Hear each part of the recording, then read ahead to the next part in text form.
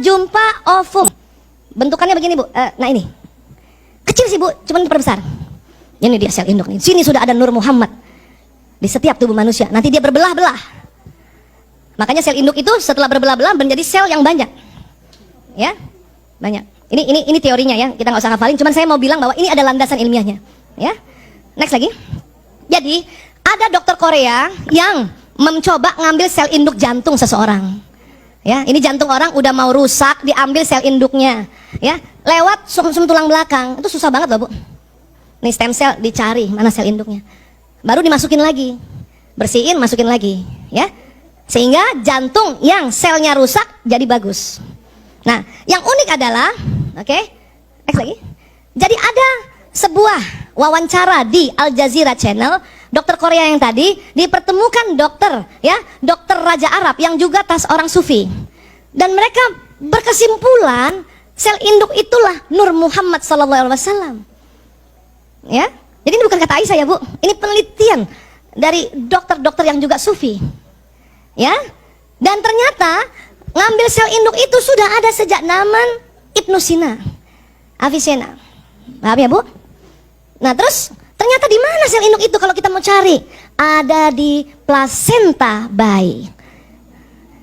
Makanya sekarang ada budaya plasenta disimpan untuk dijaga stem selnya. Besok-besok yang punya plasenta sakit diambil dari situ. Dan gak cuman punya dia saja, omnya, keluarga adeknya, tantenya, dari ayah, dari ibu juga bisa ambil. Apalagi penyakit autoimun, bisa ambil dari situ.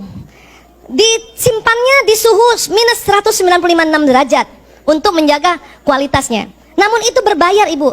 Yang paling murah 60 juta sampai 300 jutaan, belum biaya tahunan maintenance-nya. Bisa Bu. Namun memang harus ada ikhtiar dananya. Dan juga kalau diambil masukin ke tubuh tuh sakit. Ya, makanya ibu-ibu zaman dulu plasentanya ditanam karena nggak tahu. Untung ada sedikit tuh pusatnya, tali pusat. Zaman dulu kan ibu-ibu tali pusat disimpan kan Bu. Kalau anaknya demam, direndam air hangat, diminumin anaknya kan. Ternyata itu betul. Kemana Bu tali pusat anak ibu? Saya ada alhamdulillah. Cuman ilmu ini belum punya dulu. Jadi waktu sakit tetap aja kasih paracetamol. Ibu saya sudah bilang, rendam itu tali pusatnya anakmu. Ibu saya ada orang Makassar kan, rendam itu tali pusatnya anakmu, kasih minum. Saya nggak paham, kenapa sih? Baru sekarang. Pernah dengar gitu Bu? Makanya kita nggak boleh ya menentang omongan-omongan orang tua nenek moyang. Terima dulu, kita teliti. Ya. Nah sekarang ya, mampukah kita membangkitkan Nur Muhammad SAW dengan cara yang benar dan tepat dalam batang tubuh kita? Ada cara lain selain kita simpan apa? Tadi kan sudah sepakat, cahaya kita dari Nur, cahaya yang keluar dari tubuh kita dari Nur Muhammad. Nah sekarang bagaimana menyambungkan cahaya kita dengan Nur Muhammad, cahaya Muhammad, dan sekarang Rasulullah sudah ya telah tiada, tentu ruhnya.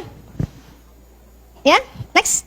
Itulah maka salah satu dari jutaan, ya, jutaan yang tersirat dari ayat ya Quran Al-Ahzab 56. Bismillahirrahmanirrahim. Innallaha wa malaikatihi yusholluna 'alan nabi. Terus apa lagi? Ya ayyuhallazina amanu shollu alaihi wasallimu tasliman. Kenapa sih disuruh? Dulu kita patuh karena di Quran, kita ikuti terus.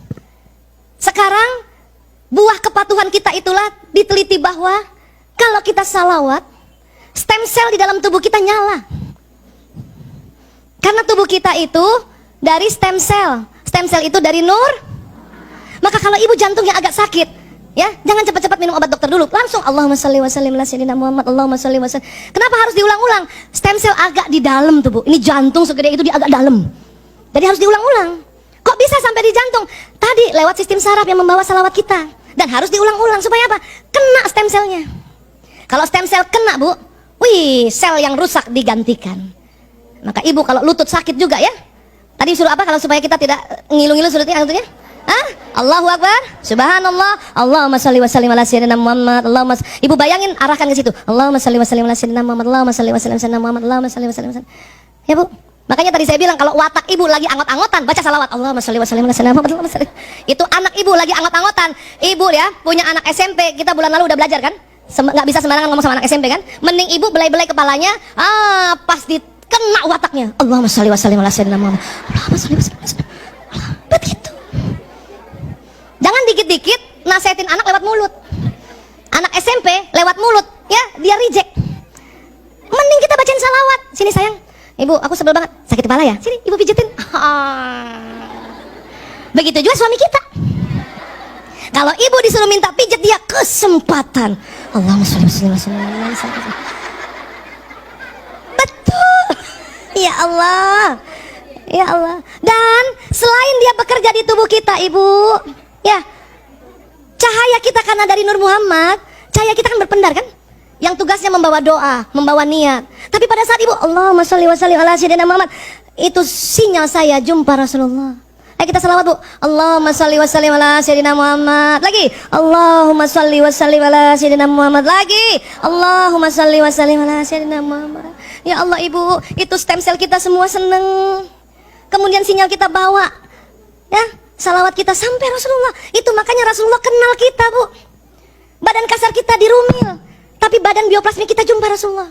Nggak mungkin nggak ada sebuah mekanisme yang membuat Rasulullah kenal semua umatnya. Ternyata lewat salawat itu, apa yang datang? Sinyal, ruh, nur. Tadi ini salawat kita bu, Rasulullah langsung tahu, oh ini ada Aisyah Dahlan datang, ada Ibu Yanti Iwan datang, ada Bunda Ineke datang. Yang ikut salawat tadi ya, yang tadi diam aja enggak. Paham? Makanya mengapa buka doa dengan salawat? Supaya apa? Sinyal kita sampai lapisan langit ke-7. Karena disepakati oleh ulama, ruh Nabi, ruh Rasul, ruh orang beriman disimpan Allah pada saat alam barzah ini di lapisan langit ke-7. Jadi kalau ibu mau doa, mengapa kita diminta salawatul Allahumma sholli wa sallim ala sayyidina Muhammad? Ya? Al-Fatihah ila ruh, gitu ya, kepada Rasulullah, agar sinyal kita dibuka dulu oleh Allah sampai langit ke-7, Bu. Panjang nggak, Bu? Orang 4G aja panjang, apalagi sampai langit ke-7. Ibu punya anak dimanapun di belahan bumi ini, kalau ibu sudah buka doa di dengan salawat, sampai sinyal ibu tempat itu. Kalau buatan manusia 4G, kita 40G 40 bu. Paham ya bu? Keren kan?